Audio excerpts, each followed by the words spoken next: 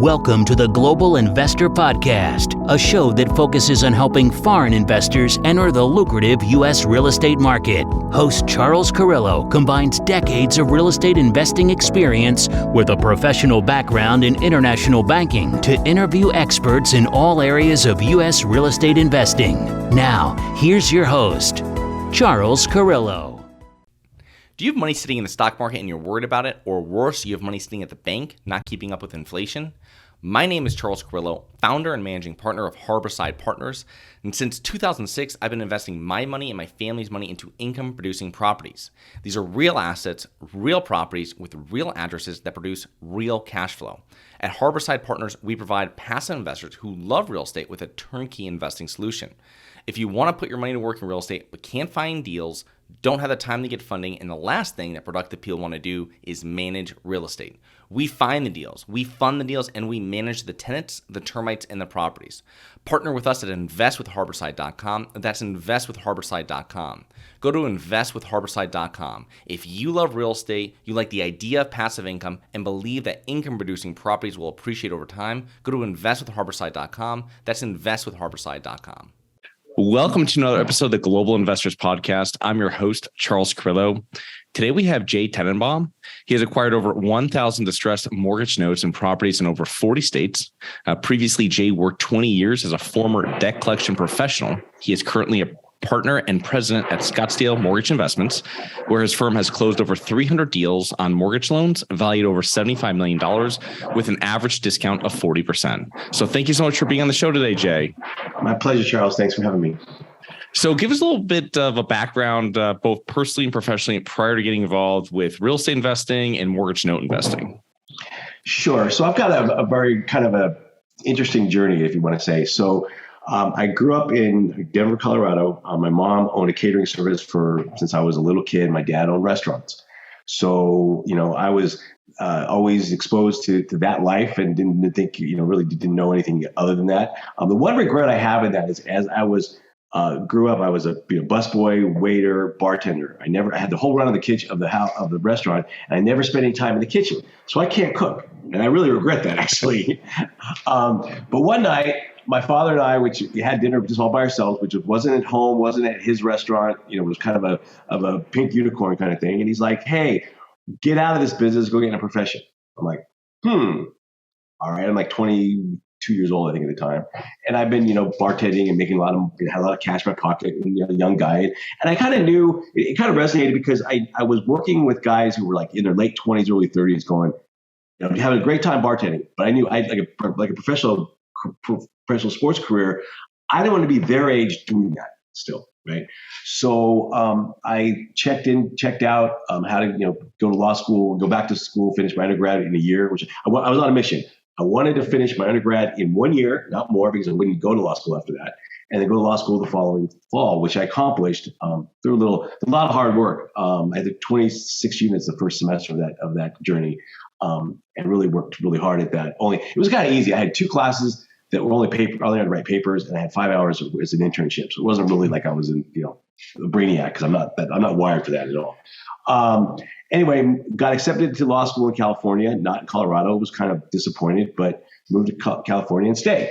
And then owned a debt collection and law practice with my wife for 20 plus years. Got out of that in 2008. Started investing in judgment liens in California from 2009 to 2012. So now I'm starting to learn more about, title and priorities and things like that. Our model was very strict. We weren't hitting banks or garnishing wages, stuff that I've done for 20 years period. I was done with that, right? So I learned how to do that because in my law practice, I was too far inside it. The only real estate experience I had was owning the houses I lived in. And so, things changed there. I left that company in 2012. Got the opportunity to do a guy's workshop in San Diego, note buying for dummies workshop in August 2013. And 5 minutes into the workshop, I'm like, you know what? This is just another debt instrument that I've been dealing with, all my life, pretty much. So as I like to say, I've been in debt all my life, just not personally. So tell us a little bit about exactly kind of what your firm actually does now and what your investment strategy is. Certainly. So we buy distressed mortgage notes nationwide. We have invested in over 40 plus states in the course of my career. We're buying primarily now portfolios from large hedge funds. Basically, what buying a distressed mortgage is, you bought a mortgage, you stop paying on it. It gets sold from bank originating lender, Bank of America, whoever, down to hedge fund A and Goldman, and Goldman resells it, or HUD or Freddie or Fannie sells it to a larger hedge fund, and then it gets kind of coming down the food chain at a little different pricing. The discounts are still phenomenal. They've gone up, with the economy, they've gone up and down a little bit, as they will, but you're still getting at a decent discount. Our strategies have sort of evolved and changed with the times. In the beginning, several before the interest rate hikes, you pivot, you have to be resourceful, right? Before the interest rate hikes, we're in the position, we are the bank. So we're pretty aggressive in, taking our assets to foreclosure, because if, a mortgage note sitting on a shelf is not going to work itself out, for the most part, right?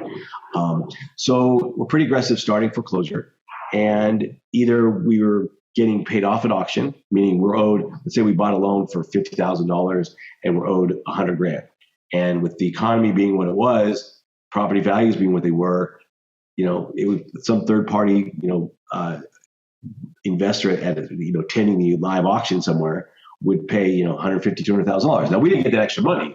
We just got paid off $100,000, right? And some of the results we got over the last couple of years have just been extraordinary about what these guys are paying for this stuff, right? I'll tell you a quick story. There was a note we went to auction in Hawaii, and we were owed like $340 some thousand, and we bought it for like $270, right? We owned it for like 2 months and it went to sale. And the winning bidder, in 15 minutes, boom, done. And the court required, though, in that state, that the court confirms the auction sale. And because of the spike in COVID at the time, this was late 2021, the court kept postponing the hearing. So while the auction was June of 21, it was postponed from September to November. It finally went off in January of 22. Now, the good news is the third party bidder at the sale in June still got the property. The bad news is, because it was allowed to be bid again at the confirmation hearing, instead of paying $343 for it, he paid $540 for it. Wow. I mean, it's crazy. And I actually saw it. I was on vacation in Honolulu a few years ago. Blue collar neighborhood, just nothing to write home about. But that's just kind of the things that go on. Now, as the economy has changed a little bit, and let's say, for example, I bought it for $50. I was owed $100, but the property's only worth $120, right? And let's say I wanted to take it back because I could, fix it, flip it, and make it worth $250. I'm just, giving you a hypothetical. So because I can play with legal balance, maybe I'll set legal balance at full legal balance high, so I'm almost guaranteed I'll get it back. And prior to interest rates, we were okay with doing a lot of that, right? Because our flips were outstanding. Now that the market's changed, we're more, if that scenario happens, we're probably even set it for less than what we're owed, but more than what we paid for, just because we prefer to be taken out at auction still. Okay. We really don't want to flip. The other thing we do is we've gone back to kind of our roots. We're really doing a lot more aggressive on doing loan modification with borrowers and keeping them in their homes. Okay. So all these assets are all residential homes? Correct. They're all secured by single family 1 to 4 units. That's our bread and butter. Can you explain, you went back to it about what's owed on the property, and then you had 2 different balances, let's say, for that, a regular one and a legal one. Can you explain that? Sure. So let's say you take out a mortgage for $100,000 and you pay on it for 5 years. And the principal, and all the payments you made, a certain amount is applied to the principal reduction. And let's say the balance is $95,000 the day you stop making payments. That's called the unpaid principal balance. That number doesn't change.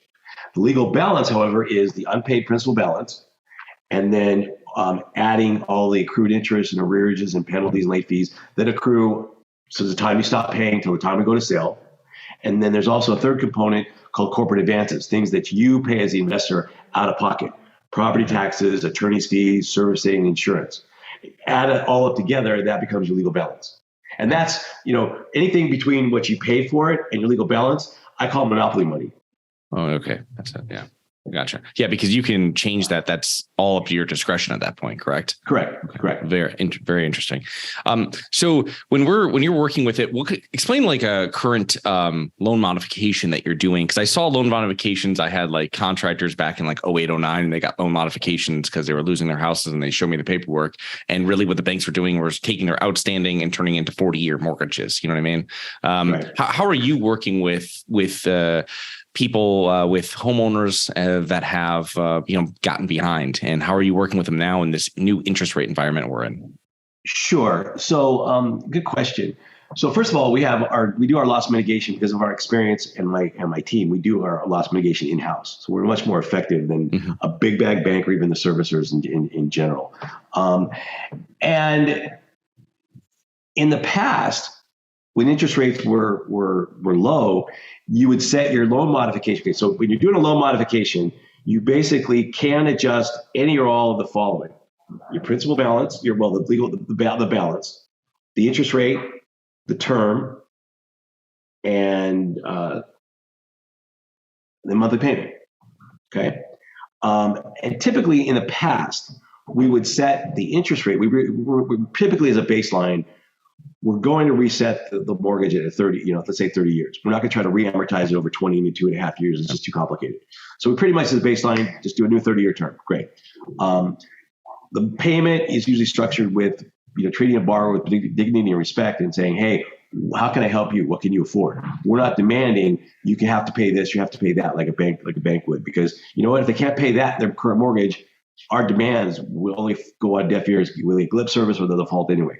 When they're offering to us what they can do, our default rate is minimized substantially. Interest rate, in the past, we would set it arbitrarily high at like 7.5, 8, 9%, right? The idea was to incentivize a borrower, the concept, incentivize a borrower to ultimately refinance and take us out, fix your credit, whatever. That's a great, conceptual analysis. Reality of life is a borrower in the Midwest is too concerned about buying their beer and cigarettes and paying off their truck, and they really will never do what's necessary to fix their credit or whatever they need to refinance. So it just becomes, as long as they can make the monthly payment, they don't care. They really aren't sophisticated enough to understand the more interest, they can lower their payment or the interest that they're saving. They're just saying, hey, I can make it monthly payment. I'm going to keep my home. We're treating them with dignity and respect. It's all a good day. Now, in this environment, since interest rates are 7-8%, we don't really vary the interest rate much because it's still about the same incentive. What can you afford, right? We want to keep you in your house. We don't want your house. And what can you afford? And just structure it around like an algebra equation. What can you afford? We're going to give you a new 30-year term. The interest rate is going to, be what you solve for at the end of the day, because and then the last component is you play with the monopoly money. Either we've done a lot of variety of things of you pay a portion of what's the rearages and we'll waive the rest, or we'll put the rest on the back end, or if you can't really have a substantial, if we're buying stuff at such a discount, and once you do the modification, as long as our returns on the monthly payment is good, the monopoly money really is going to break a deal. I'm not going to sit there and kill a deal over you can't afford a $10,000 down payment to clear your rearages. I'll put it on the back end. Yeah. And just restructure the rule. So for exit strategies that you have, really, your the loan modification sounds like really the best way because you don't have to go through the whole foreclosure process.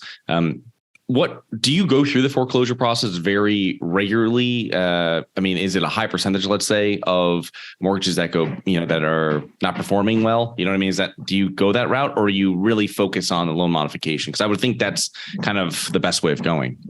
Well, okay, we're an investor, and money never sleeps. So it's really a matter of a couple things. One is I would do a loan mod with everybody, but the common denominator is the borrower's got to cooperate. Yeah. Not all borrowers will cooperate. So we're really a fan of initiating foreclosure pretty aggressively, because I always say action dictates reaction. You start foreclosure, you call a borrower for 3 weeks straight, he doesn't respond to you. You start foreclosure, now he's calling you. So again, we do foreclose on those who can't get out of our way. Now, having said that, we also buy a lot of reverse mortgages. So the borrower's already dead. So you can't do a loan mod with a dead person. Yeah. So one of the things is that with these different exit strategies you have and how you're dealing with non-performing notes, other than getting a large discount, which I was reading, it was 40%, which I said in the intro, how else are you able to mitigate risk, or investors are able to mitigate risk when they're doing this mortgage note investing like you do? Well, when you're buying it at a discount, it helps certainly, because and the mitigation of risk is twofold. One, you're buying it at a discount, so you're giving yourself a nice buffer in case of the oops, right? It's a lot different than you're doing a fix and flip and you tear up the carpet and there's a crack in the foundation. You're kind of stuck, right? Number two is we just briefly touched on only a couple of exit strategies. We've figured out over the course variations of one or the other. We've probably got over 20 different exit strategies available to us, right? So there's always a pivot or just resourcefulness of saying, hey, if this doesn't, we analyze our analytical team will analyze our preferred strategy, but that doesn't mean that it'll be the strategy, right? Because you can't predict a borrower cooperating to a loan mod. You can predict with a little better certainty than that of whether or not you're going to get paid off at auction, especially how you set your minimum bid at times, right? Now you take the property, but then let's say the property doesn't sell. Now you take the property back. Now what are you going to do with it? I could sell it as is. I could sell it on seller financing. I could flip it myself, right? I could do a lot of keep it as a rental. I can do a lot of different things. So we have our preferred strategies, but we have a variety of strategies. So that's number two to mitigate your risk. Number three, most important, is do your diligence. What are some red flags that would come up on your due diligence after doing this so many times? The property's already lost a tax sale. That's the line of the jungle. You very rarely can overcome. Most of what we find in diligence can be fixable, but property taxes. Now let me break it down. Your property taxes go from I pay my taxes regularly, I'm delinquent, the lien is sold by that county. That doesn't mean you lost your property yet. It's when the lien is sold and the redemption period expires, you may have lost your property. That's when it's critical mass. Like, hey, and sellers will sell us stuff that not that they're trying to pull one over on an unsuspecting buyer. They've got a huge portfolio. They don't know what they have. They can't keep track of it all. So we found a lot of times where the property is already lost a tax sale. The redemption period is expired. There's nothing you can do about it. Things like the assignment trail from Bank of America to hedge fund A to hedge fund B. There's missing something. You can fix that, right? Your custodian does a good job of fixing that. That's pretty much the biggest piece. I mean, you might find, in your title reports, there may be a title defect, which again, some of it's fixable. A Scrivener's error, the little description is wrong. That's fixable. Other things may not be, but you're reviewing the title owners and encumbrance reports very carefully when you're doing that. But taxes are the big ticket item. So when you were a debt collection professional and attorney for 20 years, and how did that assist you with what you're doing now? Because I imagine in both scenarios, you were working with borrowers that are getting behind and, you're working with them or you're correcting the situation. Is that pretty similar? Yes, for the most part. In our law practice, we were actually doing a lot of business to business stuff. So I'm still dealing with a debtor, but not necessarily a homeowner. Right. But it does give me the experience to talk to. And when I first started out, I was doing a little modification myself. It does give me the experience and expertise to speak to a borrower without getting tripped up by FDCPA. There's things we used to get more involved in running out-of-state investing masterminds. And in that mastermind, there was two things that I always told, in our lectures. And that was there's one piece, basically we're an open book, right? There's no secret sauce to this stuff, right? One thing I can't teach, second piece I won't teach. The can't teach is I'm not going to teach anybody servicing. You're going to use a third-party servicer because the application of payments with federal regulations are just too complex to do it yourself. So we never advise that. Debt collection, I'm not going to teach someone in class because, again, 20 plus years, your head would explode if I gave you dumped all that knowledge on you. And two, I don't want to be taken out of context. Somebody says something stupid to a borrower and they sue you and they're like, hey, they took it wrong. So I won't teach debt collection. I strongly recommend using, building your team with professionals who are experts at it, because you get certified in debt collection and credit counseling. My junior partner, team lead in the loss mitigation department is 10 years plus experience doing that. So I don't have to do the loan odds to myself. He's very expert in what he does. So you don't do this at home. You just don't. The one of the things is that you're saying about when non-performing mortgages, you can't get in touch with people. And this is something, I see from many years of self-managing and owning rental properties that, there's when people are getting behind, it's difficult to get in touch with them. Can you kind of go through, high end, what exactly would be your process with a non-performing mortgage? Like, how does that work where you're trying to, contact borrower, you're trying to work with them, and where is it? Because I know you said like your last thing is really the foreclosure, which really gets them on the phone. But can you give us like a little overview of how you do that when you're just getting into a non-performing note and working with that? Sure. So basically, it's kind of similar to like the sales approach, touch kind of thing. So what happens is you buy a loan and you're getting, the borrower's getting a notice from the prior servicer saying, hey, it's been, fun, being managing your defaulted loan, but now the loan's getting transferred to somebody else. So I get a letter from you. And I've had borrowers call me upon that letter going, hey, okay, you're the new kid in town. Great. Let's work something out. Right. Because there's always this time frame where people react, and you can't ever predict when or how it'll be. And so they're getting the letter, first, and they're getting a letter from my new servicer saying, hey, I'm the new kid on the block, right? We're making the outbound calls, right? They can choose to ignore them or they won't. Then they get the demand letter from the attorney, right? Because I always say we set a backstop. So we're not sitting around making calls and calls and calls for 6 months, hoping they'll get in touch with us.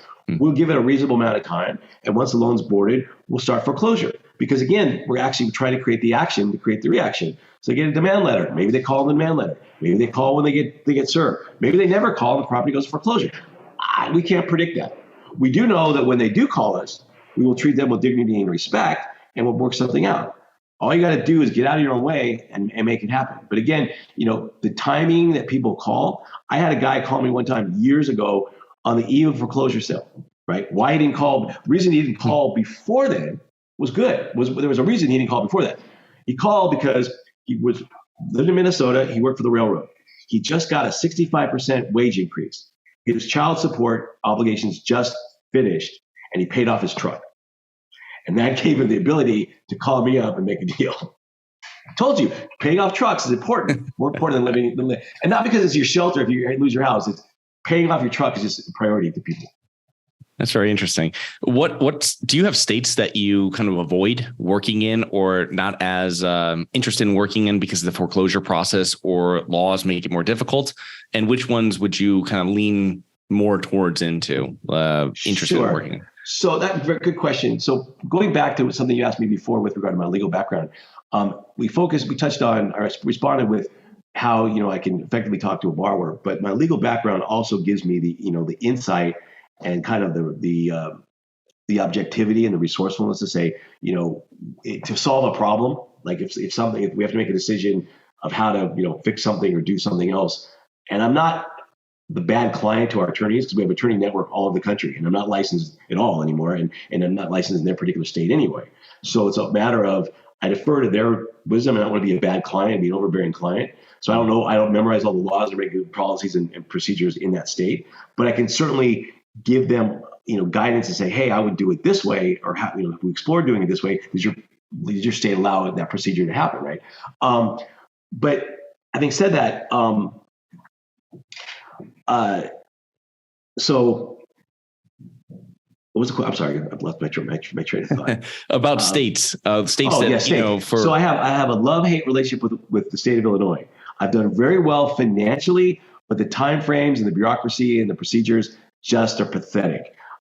Because of my legal expertise, we set up a good attorney network. For years, we always were told and advised by just the industry itself to stay out of New York and New Jersey, especially New York, because the time frame was too long. Well, once upon a time, we go to a conference, we find an attorney who says, wait a second, I can, if you buy a loan that hasn't started foreclosure yet, then we can do it federally instead of state, and we can do it faster. So while people are running out of New York, we're running in because we're getting good discounts to justify it.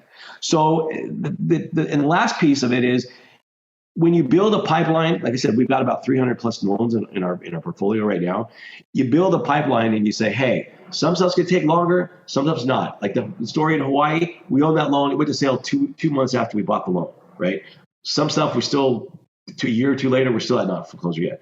You just, when you first start out, it's like you only have one or two loans and like everything is breathing down his neck. It's got to happen yesterday. But when you build a pipeline, it's just the machine, and you just take, and it all works out at the end. Interesting. So we speak to a lot of syndicators on the show and interview them about, equity investing and stuff like this. And can you break us down of why, debt investing is a great addition to a portfolio and some of the things that you like about debt investing versus investing, holding the equity position? Sure. So, obviously, we've been fortunate. It's a relationship-driven business to where I've got relationships with other hedge funds that it's kind of getting incestuous. And as I started this business, I would have the fortune of doing business with a hedge fund or so that said, okay, and it's kind of like I used to call it a forward flow, meaning I could call you up every month, every other month, whatever, and say, what do you have now, right? And they had inventory to keep feeding me, right? Mm-hmm. So I haven't really worked with tons and tons of hedge funds because I've always had this forward flow type relationship. So for us, we've been blessed that we've got sufficient deal flow. So we're not out there marketing like maniacs with letters and all that kind of stuff. So you got I'm lazy. I don't like to hunt. So we've got people bringing us, the hedge funds are bringing us their tapes right and left. Right. That's one piece. Two is you're not getting the discounts in any market. You're not getting the discounts even in a crash when you can pick up a off market wholesale property for dirt. Not going to be able to get the discounts that we can. Third, you just got the resourcefulness of the exit strategies. Right. So there's really no other, and the different options. The variety of options is why it should be a diverse in anybody's portfolio. But it's not a common, like not everybody's enamored with multifamily fix and flips. That's what's on, the wholesaling. That's what's on everybody's radar, right? This is a unique strategy. It's not for the faint of heart, and you got to be patient because again, not every loan you buy is going to go to auction in 2 months. Yeah. Interesting. So dealing with real estate investors and real estate owners for many years, what are common mistakes that you would see real estate investors or note investors make early on?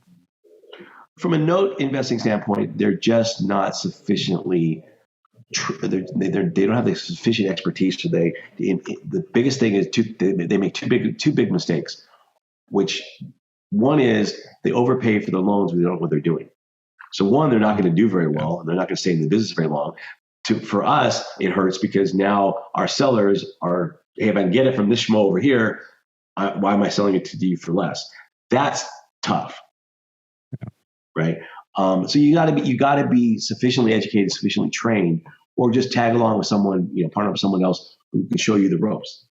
That I think is key. I learned that way. My first deals were with others that knew even though I had legal experience with debt instruments, et cetera, I still partnered up with others who knew the ins and outs of the note investing world specifically to help me along. And even because I didn't know everything back then, I still know everything. So that's truly major important. Jay, so going from a bartender, attorney to now into your current profession, how has your relationship towards money changed over the years? It's not so much the relationship with money; it's a relationship with time. Yeah. Bartending, you've got 1 or 2 days off, and your evenings are placating others and enjoying yourself. But your life is you get home at 3 o'clock in the morning and you sleep till whatever, and you get back and do it again. Our law practice, we grew to 45 employees, and we're too far inside it. I had no time. Here in the beginning, I had no time because we're managing a business, but we're blessed that we've got a terrific team. Terrific staff, and so I'm able to manage my team rather than doing it myself. So I'm always seeking the abilities to carve out more time in my life, spending more time with my family, taking more vacations, things like that. money helps facilitate that, but it's really, you can make, you don't need $1 million to say, now I can take a vacation. You just got to be able to say, build your business. So you're working on your business, not in your business. And my advice is, life's too short and you just need to, strike the balance. And I'm a workaholic by trade. I enjoy what I do. I do adopt the motto of, for those who love what you do, you never work a day in your life. And I certainly subscribe to that. But carving out the ability to say, take a step back and manage and delegate is what I've learned over the course, rather than just the relation to money. That's a very good answer. So as we wrap up here, just one last question. What do you think are the main factors that have contributed to your success over the years? Good partnership with my current partner, building a strong team behind us. My guys our staff and junior partners are very, very collaborative among each other. We're very blessed. I mean, we're a small company. We've got 10, 12 employees and junior partners. So we all are collaborative amongst each other. And even in this environment where it's all remote, the days of, and there's still, we've been exposed to Zoom by necessity back in 2020. I subscribe to that thought. Are we doing Zoom by necessity or by desire at this point? Because we had a firm retreat back in April. And as we're going around the conference room, I sat there and I'm realizing that while we're able to build a strong team because we can recruit nationwide, right? Which is helpful. I realized that the triangulation was such that the team consisted of, I'm in the Phoenix suburb. Majority of our staff actually lives in Phoenix, or lives in this Phoenix area. And so I kind of, get this brainstorm while we're sitting in this conference room going, maybe, we kind of forecasted what the horizon looks like in the next couple of years, right? I said, I wouldn't be, too heartbroken. Let's all get get office space, buy a building or rent a space and, increase the collaboration internally. And everybody was like, wow, that's fantastic. Because we collaborate well by Zoom and by phone, but in office space, it works out. Yeah. And our investor relations person who lives like in rural Texas with their goats and chickens and all that freaks out and going, wait a second, I can't find a place. They'll never be able to find a place in the Phoenix area like that. I'm like, but you know what? Our atmosphere and our culture is like, hey, so you fly in, once a month or whatever, right? So it's not prohibitive to say you have to move here. I would never do that to a staff and say you have to move here. I've seen other companies implode when they require their staff to do that. So I think that the collaboration, the important key team members that we have is just what makes our company thrive and grow. Oh, that's fantastic. So how can the listeners learn more about you, your business, and also you have your podcast, learning more about that? Certainly. So we are found at Scottsdale Mortgage Investments, ScottsdaleMortgageInvestments.com. If you want to get on our trade desk and see what things we have for sale, go onto the website. And there's a button to click for get on our NDA, and you get on our website that way. Our podcast is the Real Estate Mastermind. It airs twice a month on the first and third Tuesdays. We had a terrific guest yesterday, Mr. Charles Carillo, and it was a great show yesterday. So that can be found at www.remastermind.live. Okay. Well, thank you so much for coming on today, Jay. I will put links to all of that into the show notes, and looking forward to connecting with you here in the near future. My pleasure, Charles. Thank you so much for having me. Have a great rest of your day. All right. Hi, guys. It's Charles from the Global Investors Podcast. I hope you enjoyed the show. If you're interested in getting involved with real estate, but you don't know where to begin, set up a free 30-minute strategy call with me at schedulecharles.com. That's schedulecharles.com. Thank you. Thank you for listening to the Global Investor Podcast. If you like the show, be sure to subscribe on iTunes or Google Play to get new weekly episodes. For more resources and to receive our newsletter, please visit globalinvestorpodcast.com. And don't forget to join us next week for another episode. Nothing in this episode should be considered specific, personal, or professional advice. Any investment opportunities mentioned on this podcast are limited to accredited investors. Any investments will only be made with proper disclosure, subscription documentation, and are subject to all applicable laws. Please consult an appropriate tax, legal, real estate, financial, or business professional for individualized advice. Opinions of guests are their own. Information is not guaranteed. All investment strategies have the potential for profit or loss. The host is operating on behalf of Syndication Superstars LLC exclusively.